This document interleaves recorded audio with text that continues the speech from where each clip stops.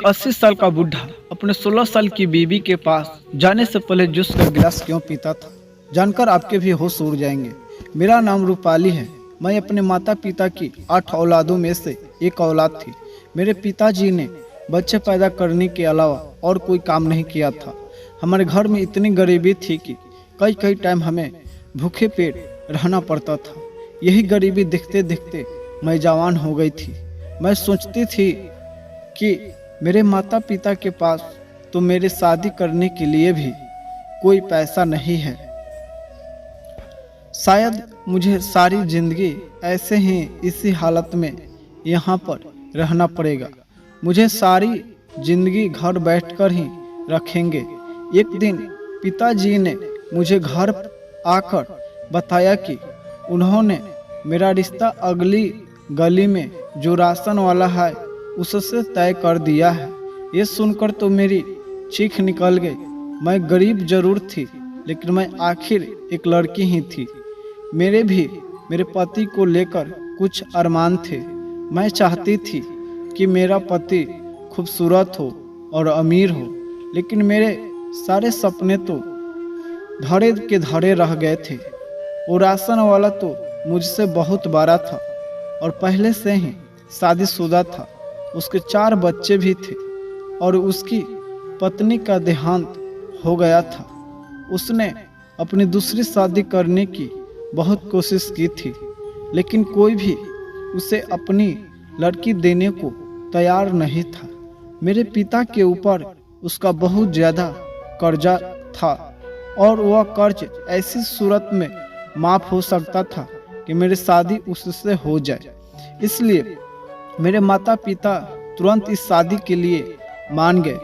मैं अभी महज 18 साल की थी और वह 40 साल का था, मगर मेरे माता पिता तो ऐसे खुश हो रहे थे जैसे किसी शहजादे का रिश्ता मेरे लिए आ गए हो। उन्होंने ज़बरदस्ती मेरी शादी उस आदमी से करवा दी। उसका नाम अशोक था। वह कोई इतना अमीर तो नहीं था, लेकिन हमारे घर की तरह उसके घर में खाने पीने की कमी नहीं थी। खाने पीने को अच्छा खासा मिलता था। उसकी 2 राशन की दुकान थी और अपना घर भी था। मैं मजबूर थी, उसी को अपना पति मानना पड़ा। मेरे पास इसके अलावा और कोई चारा नहीं था। इसके 3 लड़के और 1 लड़की थी। मैंने जाते ही सोच लिया था कि अपने पति को अपने कब्जे में रखना है ताकि वह मेरी सारी बातें माने। मैं यही कोशिश करती रहती थी कि वह अपने बच्चों से कम ही मिले। इसी वजह से सुबह को जल्दी ही उन्हें स्कूल भेज देती थी और रात को उसके आने से पहले उन्हें सुला दिया करती थी। उसके बच्चों को भी मैंने काबू में कर रखा था। वह मुझसे पूछे बगैर कुछ भी नहीं करते थे। मेरे पति के 4 बच्चे थे, लेकिन अभी वह जवान था। वह रोज रात को केसर और बादाम का दूध पीता था और कहता था कि इससे शरीर में ताकत बढ़ती है। जब मेरी शादी हुई थी तो उसकी छोटी बेटी 2 साल की थी। मैंने ही उसको पाला था। उसके 3 बेटे बड़े थे। अब मैं चाहती थी कि मैं जल्दी से प्रेग्नेंट हो जाऊं। मुझे जितनी जल्दी अपने माँ बनाने की थी, उतनी ही मुझे यह खुशी नहीं मिल रही थी। मेरे शादी को 4 साल हो चुके थे और इन 4 सालों में मैं उसके बच्चों को पालने में ही लगी रही थी। कुछ टाइम बाद मुझे पता चला कि मैं बांझ हूँ, मैं माँ नहीं बन सकती। ये सुनकर मुझे बहुत ज़्यादा अफसोस हुआ और मैं सोचने लगी कि अब मेरी कोई संतान नहीं होगी।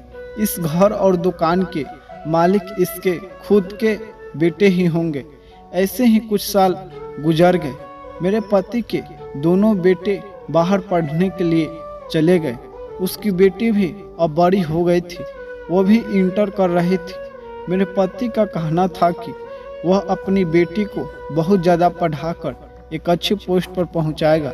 मैं भी उनकी हाँ में हाँ मिलाती रहती, क्योंकि जब से मुझे पता चला था कि मैं बांझ हूँ, मैंने उसकी औलाद को ही अपनी औलाद समझना शुरू कर दिया। मगर मुझे नहीं पता था मेरी ज़िंदगी बर्बाद करने में मेरे पति का ही हाथ था। एक दिन वो अपने दोस्त से बातें कर रहा था। मैं उसी समय घर में आई थी। मैं कमरे में जाने ही वाली थी कि मैंने उसके मुंह से अपना नाम सुना और मैं वहीं पर रुक गई। वो अपने दोस्त से कह रहा था, रूपाली अपने घर अपने माता पिता से मिलने गई है। उसने मेरे बच्चों की बहुत अच्छी परवरिश की है। अगर उसकी खुद की संतान हो जाती तो वह सिर्फ अपने बच्चों से ही प्यार करती, मेरे बच्चों की परवरिश नहीं करती, उनको भूल जाती। इसलिए मैं उसको ऐसी दवाई देता था कि वो कभी मां नहीं बन सकी। यह सुनकर तो मेरे पैरों तले से जमीन निकल गई थी। पूरा का पूरा आसमान मेरे सर पर गिर पड़ा था। मैंने थोड़ा सा दरवाज़ा खोलकर अंदर देखा तो मेरा पति हंस हंस कर अपने दोस्त से बातें कर रहा था। मैं सोच भी नहीं सकती थी कि मेरे ही पति ने मुझसे इतनी बड़ी खुशी छीन ली थी। मैं यह धोखा बर्दाश्त नहीं कर सकती थी। मुझे तो अपने पति से मोहब्बत हो गई थी और मैंने उसके बच्चों को भी अपने ही बच्चे मान लिया था। लेकिन 10 से 12 साल की मोहब्बत उसने मुझे यह सिला दिया था। मैंने दिल ही दिल में ठान लिया था कि मैं उसके बदला लेकर रहूँगी। मैंने उसके बड़े बेटे को फ़ोन किया जो बाहर अकेला ही काम करता था। मैंने उससे कहा कि तुम अपने पिताजी को अपने पास बुला लो ताकि वो तुम्हारे काम में मदद कर सके। वैसे भी यहाँ पर राशन की दुकान अब चलती नहीं है। उसने मेरी बात फ़ौरन मान ली और क्योंकि वो मेरे कोई भी बात नहीं टालता था, उसने अपने पिता को फ़ोन किया और उसे अपने पास आने को कहा। उसने खुद ही उन्हें राज़ी किया। अब मेरे पति अपने बेटे के पास बाहर चले गए थे। यहाँ सिर्फ मैं और उनकी बेटी अकेले रह गए थे। मैंने सोच रखा था मैं अपना बदला लेने के लिए उनकी 16 साल की बेटी की शादी किसी बूढ़े से करवा दूंगी ताकि जब उसको पता चले तो उसके दिल भर भी ऐसे ही चोट लगे जैसे मेरे दिल पर लगी थी। इसलिए मैंने उसकी 16 साल की मासूम बेटी की शादी एक 80 साल के बूढ़े से ज़बरदस्ती करवा दी। मुझे इससे 2 फायदे हुए। एक तो मैंने अपना बदला ले लिया था और दूसरा वह बूढ़ा बहुत अमीर था। शादी के बदले उसने मुझे बहुत सारे पैसे दिए थे। मैंने भी सोच लिया था कि इस शादी के बदले बहुत सारे पैसे इकट्ठा कर लूँगी। 80 साल की उम्र में भी वह अच्छी खासी सेहत का मालिक था। उसे देखने से लगता नहीं था कि वह 80 साल का है। जब वह मेरे घर पर आया तो मैंने उससे पूछा कि तुम्हारी सेहत का राज क्या है, तो हमें भी बताओ, तुम तो कहीं से भी 80 साल की नहीं लगते। उसने कहा, ये खानदानी राज है, इस राज को राज ही रहने दो। मैंने उससे कहा कि शादी के बाद मैं तुम्हारे घर तुम्हारे बंगले में ही रहूंगी। मैं चाहती थी कि कुछ दिनों मैं भी अमीरों वाली ज़िंदगी गुजारूं।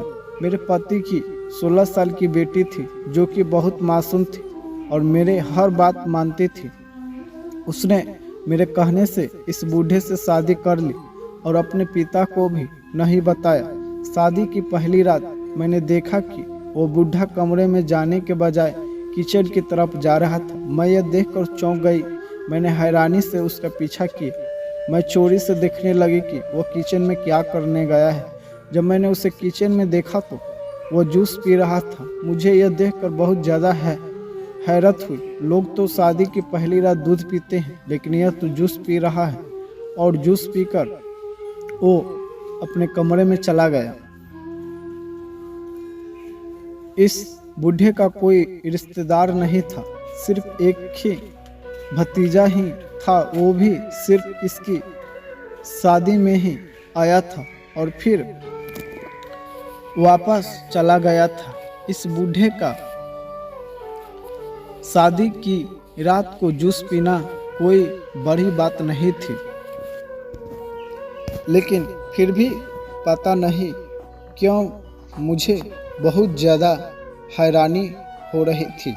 अब वो राज ही अपनी कम उम्र और जवान बीवी के पास जाने से पहले जूस का गिलास पीकर जाता था। एक दिन मैंने उसे दोपहर में जूस का गिलास दिया तो मुझसे बड़े प्यार से बोला कि सासू माँ, मैं जूस नहीं पीता। मुझे उसके झूठ पर गुस्सा तो बहुत आया, लेकिन मैंने उसे कुछ नहीं कहा। वो मुझसे उम्र में काफ़ी बड़ा था, लेकिन मुझसे ऐसे बात करता था जैसे मुझसे छोटा हो। अगर उसे जूस पसंद नहीं था तो वह रात को अपनी जवान पत्नी के पास जाने से पहले क्यों पीता था। उसकी यह बात मुझे बहुत ज़्यादा परेशान कर रही थी। एक रात फिर मैंने उसे छुपकर देखा। उसने अपने लिए एक गिलास जूस बनाया और उसमें एक पुड़िया डाल दी और उसे एक ही सांस में पी गया। अब मैं यह बात नोटिस कर रही थी कि जब से उसकी शादी हुई थी वो तो जैसे बूढ़े से और ज़्यादा जवान होने लगा था। उसके पैर कब्र में लटक रहे थे, लेकिन फिर भी वो रोज़ अपनी नई नवेली दुल्हन के साथ घूमने निकल जाता था। ये सब क्या हो रहा था, मुझे तो समझ में ही नहीं आ रहा था। एक दिन मैंने उसकी नौकरानी को पैसे दिए और उससे पूछने की कोशिश की कि कहने लगी कि ये सारा कमाल जूस का है जो साहब रोज़ाना रात को पीते हैं। जब भी वह कोई नई शादी करते हैं तब वो अपने कमरे में जाने से पहले रोज़ रात को जूस का गिलास पीते हैं। मैंने उससे कहा कि तुम्हारा मालिक जूस में कोई पुड़िया मिलाता है, तुम्हें पता है वो क्या है?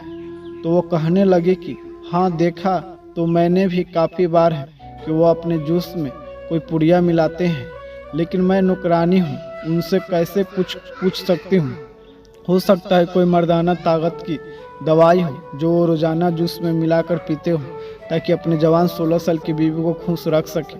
पहले तो मैंने भी यही सोचा था जो वो नौकरानी बता रही थी और वह बूढ़ा अपनी ताकत बढ़ाना चाहता हो, लेकिन पता नहीं क्यों मुझे अपनी सोच पर ही शक हो रहा था। मुझे ऐसा लग रहा था कि ज़रूर कोई और बात है। अब तो मेरे 16 साल की बेटी भी उसके साथ बहुत खुश रह रही थी। जैसे नई नवेली दुल्हन अपने पति के बाहों में बाहें डालकर घूमती है, ऐसे ही वो भी रोज़ उसके साथ बाहर घूमने निकल जाती थी। मैंने सोच कि अब मैं अपने पति को बता देता हूँ, तुम्हारी बेटी ने एक 80 साल के बूढ़े से भागकर शादी कर ली है। मैं अपने पति को फ़ोन लगाने ही वाली थी कि मेरी बेटी मेरे कमरे में आ गई। उसके हाथ में हीरो का हार था। उसने मुझसे कहा कि आप पिताजी को कुछ न बताएं मेरे शादी के बारे में। अगर आपने उन्हें बता दिया तो वो मुझे यहाँ से लेकर चले जाएंगे, लेकिन मैं अपने पति के साथ बहुत खुश हूँ, उसे छोड़कर नहीं जाना चाहती। जब वो वापस आएंगे तब देखा जाएगा। अब आप यही हीरो का हार ले लीजिए और अपने जुबान बंद रखिए। मैंने भी हीरो के हाथ के लालच में आकर अपनी जुबान फिसलकर बंद ही रखी। हीरे का हार देखकर मैं भूल गई थी कि मैंने अपनी बेटी की शादी अपने पति से बदला लेने के लिए ही की है। उस रात भी उस बूढ़े ने रोज की तरह अपने लिए जूस बनाया और वह पुड़िया मिलाई। मैं सोच रही थी कि हो सकता है इसमें कोई ताकत ही की दवाई मिलाता हो ताकि अपने आप को जवान रख सके। अगर यह ऐसा कर रहा है तब भी मेरे लिए यह गलत है, क्योंकि मैंने अपनी सौतेली बेटी की शादी इस बूढ़े से इस वजह से ही की थी कि ये भी कोई संतान पैदा नहीं कर सके और ज़िंदगी भर संतान ही की खुशी के लिए तरसे जैसे मैं तरसती हूँ। तभी तो मेरा बदला पूरा हो सकता था। लेकिन इस शादी ने तो इस बूढ़े पर अलग ही रंग चढ़ा दिया, और यह उसी जूस का कमाल था जो वह रात को पीता था। अब मुझे किसी भी हाल में इस जूस का राज जानना था। अगर वह उसमें मर्दाना ताकत ही दवाई मिलाकर पीता था तो मेरा प्लान तो खराब हो जाता। इसलिए मैंने अपनी बेटी से कहा कि तुम अपने पति को रात को दूध दिया करो। अगर इस उम्र में वह कुछ और पिएगा तो उसकी सेहत खराब हो जाएगी। उसने पूछा, कुछ और क्या मतलब है, क्या नहीं पीना चाहिए? इतने में मेरी नज़र उसके बेड पर पड़े हुए सामान की तरफ गई। वो आज ही अपने पति के साथ शॉपिंग करके आई थी। ब्रांडेड कपड़े, जूते और मेकअप का ऐसा सामान जो इससे पहले मैंने अपनी ज़िंदगी में कभी नहीं देखा था। मेरी तो आंखें फटी की फटी रह गई थी। मैंने उससे कहा कि आपने पति से थोड़ा दूर ही रहो और जितना माल यहाँ से समेट सकती हो समेट लो। मैं इतने में तुम्हारा सामान सेट कर देती हूँ। मैंने सोचा कि सामान सेट करने के बहाने शायद मुझे वह दवाई भी मिल जाए जो वह बूढ़ा अपने जूस में मिलाता है, लेकिन मुझे उसके कमरे में कहीं भी वह पुड़िया नहीं मिली। नौकरानी ने बताया था कि वो अपने लिए जूस खुद ही बनाता है और किसी को देखने भी नहीं देता। आप देखिएगा कितनी जल्दी साहब की औलाद हो जाएगी। पहले भी साहब ऐसा ही करते थे। ये सुनकर तो मैं घबरा गई। मैं नहीं चाहती थी कि मेरी बेटी कोई औलाद पैदा करे, इसलिए तो मैंने उसकी शादी एक 80 साल के बूढ़े से करवाई थी, ताकि उसका पति औलाद ही पैदा नहीं कर सकता है। लेकिन यहाँ तो सब कुछ उल्टा हो रहा था। यह बूढ़ा तो खुद औलाद पैदा करने के चक्कर में था। मैंने सोचा कि मैं खुद ही इस राज को पता करूंगी। एक दिन मैंने खुद उस बूढ़े से पूछ लिया, क्या तुम्हें जूस पीने का शौक है? तो उसने मुझसे कहा कि मैंने तुम्हें उस दिन भी बताया था कि मुझे जूस पीने का कोई शौक नहीं। अभी वो मुझसे झूठ बोल रहा था। अब मुझसे रहा नहीं गया। मैंने उससे कह दिया, तुम मुझसे झूठ क्यों बोल रहे हो? तुम रोज अपने कमरे में जाने से पहले जूस का गिलास पीते हो। आप जल्दी से मुझे बताओ कि यह क्या चक्कर है। उसने मुझसे कहा, मुझे दिन में जूस पीना अच्छा नहीं लगता, लेकिन रात को मैं बहुत शौक से पीता हूँ। तो फिर मैंने उससे कहा कि लेकिन रोज क्यों पीते हो? अगर यही बात है तो तुम्हें कभी कभी भी पी लेना चाहिए। मेरे इस सवाल से वह घबरा कर वहाँ से चला गया, जैसे मैंने उसकी कोई चोरी पकड़ ली है। अगर मैं उसे यह भी बता देती कि मैंने उसे जूस में पुड़िया मिलाते हुए देखा है, तो उसके तो होश से उड़ जाते कि मैं उसके बारे में इतना कुछ जान गई हूँ। जूस पीना कोई बुरी बात नहीं है, लेकिन रोज उसमें कुछ मिलाकर पीना, मुझे उसके ऊपर शक हो रहा था और अब मेरा शक पक्का हो जा रहा था। कुछ तो बात थी जो वह हमसे छुपा रहा था। अगली रात जब वह किचन में जूस बनाने आया तो मैं किचन में ही मौजूद थी। वो मुझे वहाँ पर देखकर चौंक सा गया। मैंने उससे कहा कि मैं तुम्हारे लिए जूस बना दूँ। उसने कहा कि मुझे तुम्हारी कोई मदद की ज़रूरत नहीं है, मैं अपने लिए जूस खुद बना सकता हूँ। मैं वहाँ से बाहर आ गई। मैंने अपनी बेटी से कहा कि तुम अपने पति के लिए जूस खुद क्यों नहीं बनाती? उसने मुझसे कहा कि मैं तो कहती हूँ कि मैं बना देती हूँ, लेकिन वो कहते हैं कि मुझे अपने लिए जूस खुद बनाना ही पसंद है। कभी कभी तो वो मेरे लिए भी बना कर लेकर आते हैं।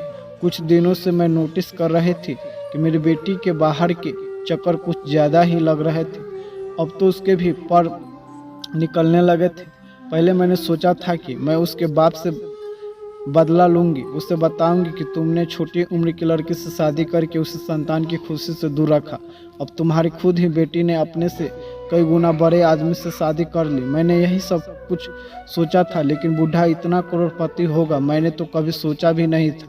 जब मेरे मन में इसकी दौलत का लालच पैदा हो गया था, मैंने अपना इरादा बदल दिया था। मैंने अपनी सौतेली बेटी से कहा कि किसी भी तरीके से इस बूढ़े से माल निकलवाओ।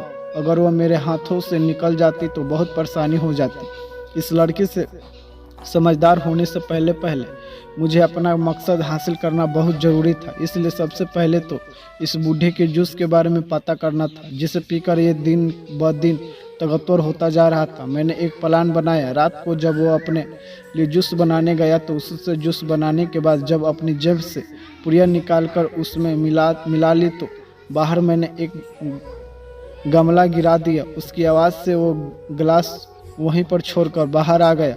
मैं चुपके से किचन में गई और उसका गिलास मैंने बदल दिया। मैंने पहले ही एक जूस का गिलास तैयार कर रखा था। इस काम में मुझे कुछ सेकंड ही लगे थे।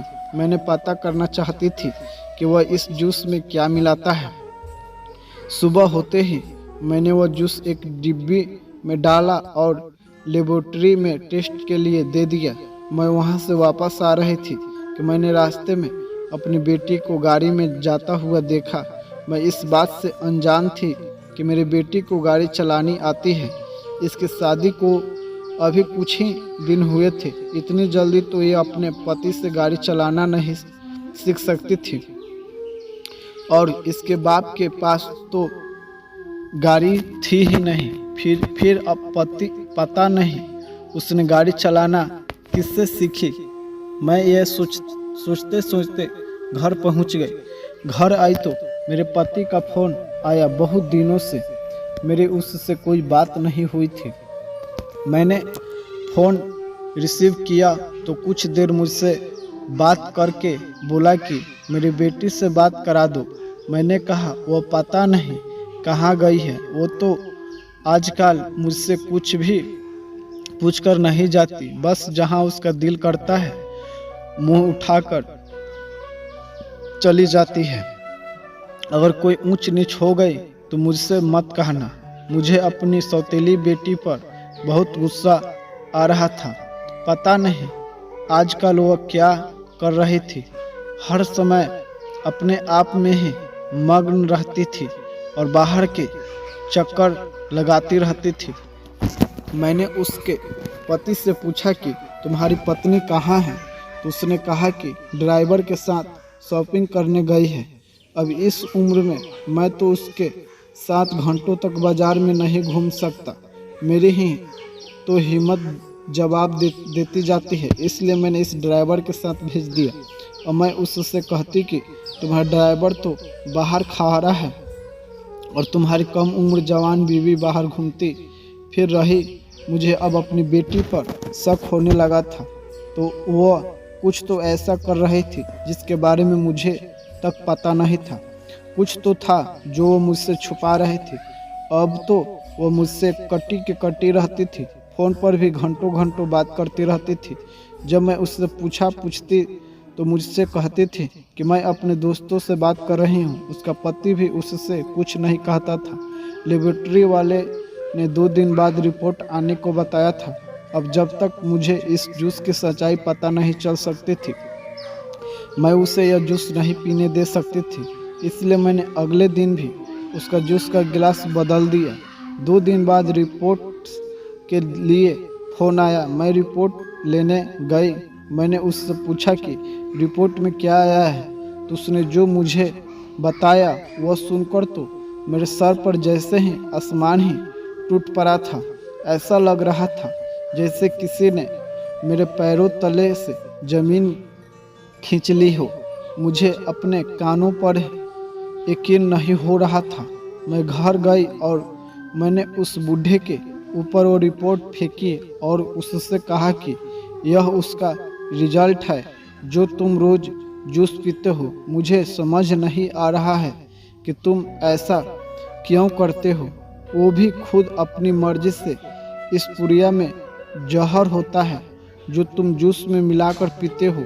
डॉक्टर ने ये भी बताया था कि उस जूस में ताकत की दवाई मिली होती है, लेकिन उसके साथ साथ थोड़ा बहुत जहर भी होता है। मुझे यह बात बहुत अजीब लग रही थी। कौन आदमी खुद अपनी मर्जी से जहर ले सकता है? फिर मेरे दिमाग में ख्याल आया कि कहीं उसकी पत्नी तो उसे जहर नहीं दे रही, क्योंकि आजकल उसके तेवर भी कुछ ठीक नहीं लग रहे हैं।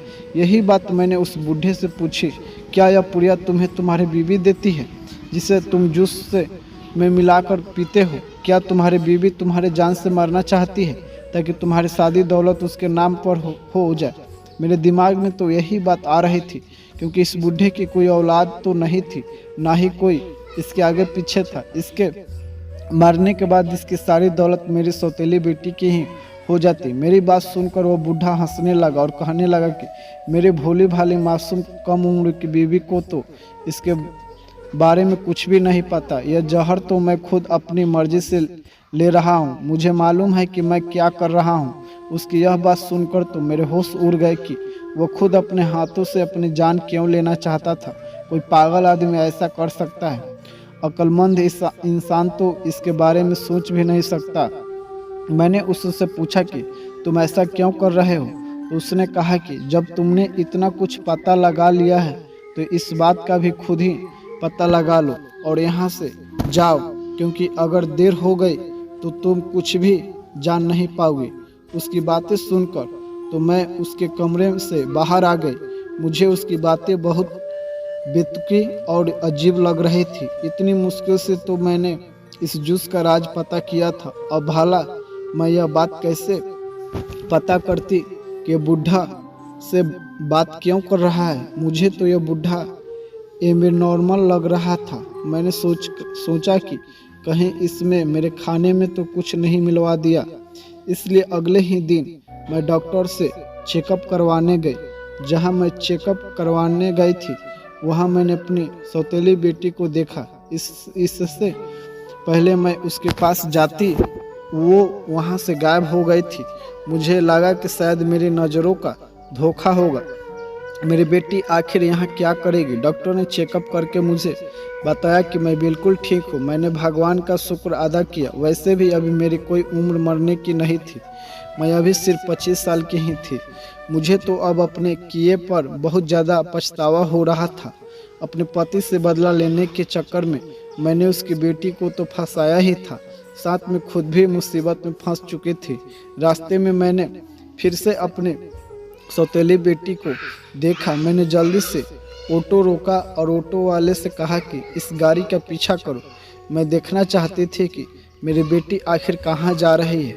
मैंने उसका पीछा किया तो मुझे पता चला वो तो उसी हॉस्पिटल में जा रही थी जहाँ से मैं अपना चेकअप करा कर आई थी। मैं समझ गई थी अभी कुछ देर पहले मैंने जिसे देखा था वो मेरी आंखों का धोखा नहीं था बल्कि मेरी बेटी ही थी।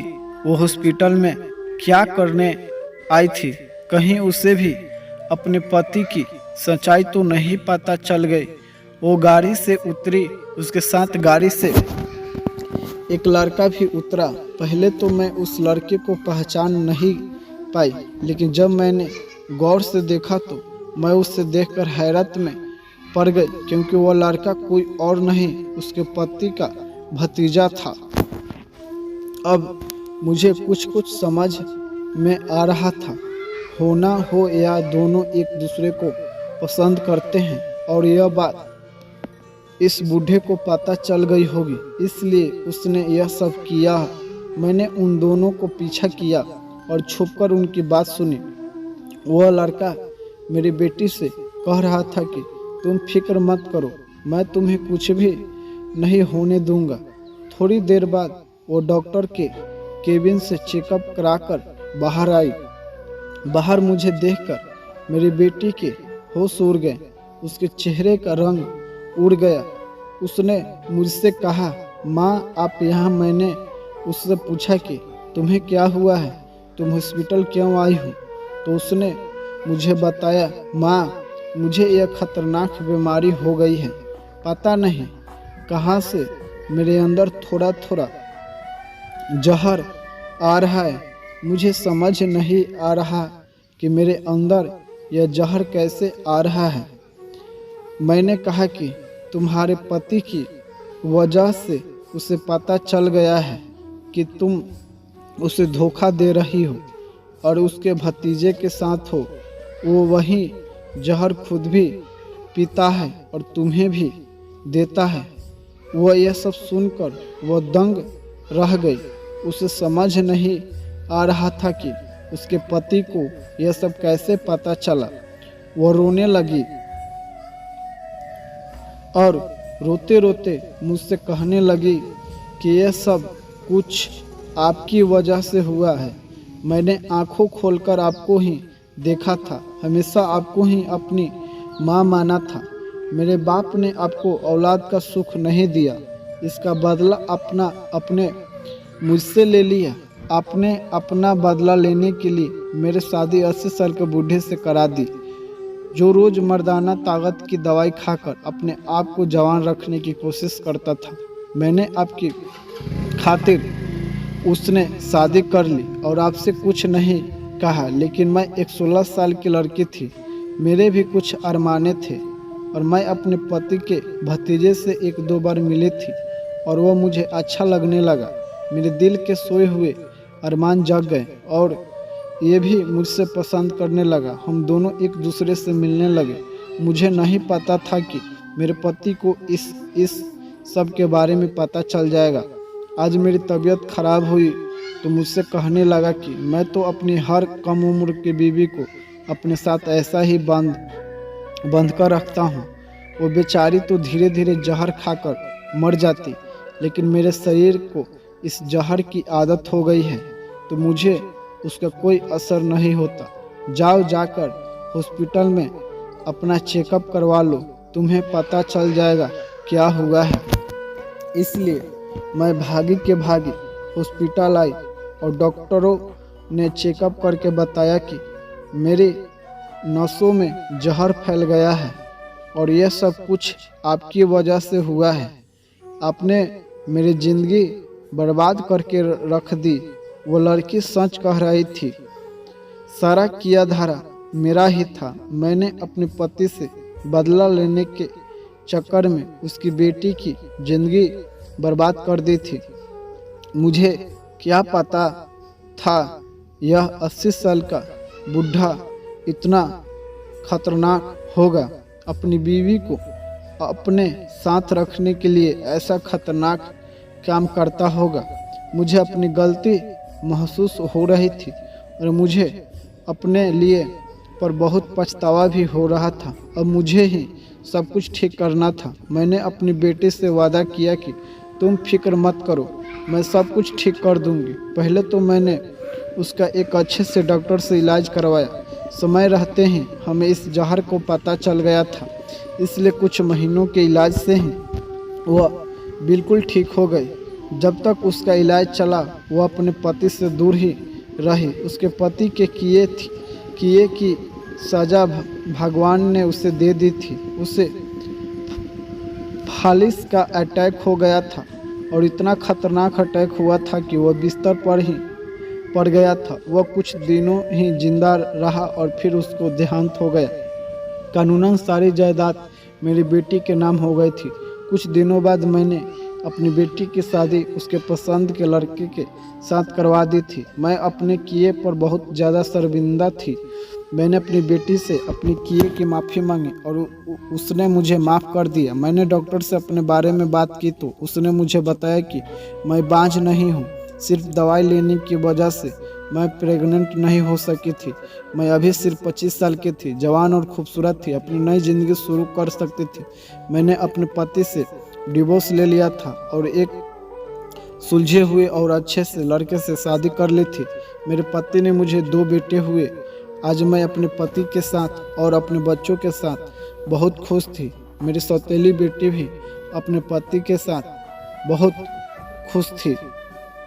अच्छा हुआ कि समय ही रहते ही मुझे अपनी गलती का एहसास हो गया और मैंने अपनी बेटी से माफ़ी मांग ली, वरना सारी ज़िंदगी मुझे इस बात का पछतावा रहता। तो इस कहानी के बारे में आपकी क्या राय है? कमेंट करके ज़रूर बताएं।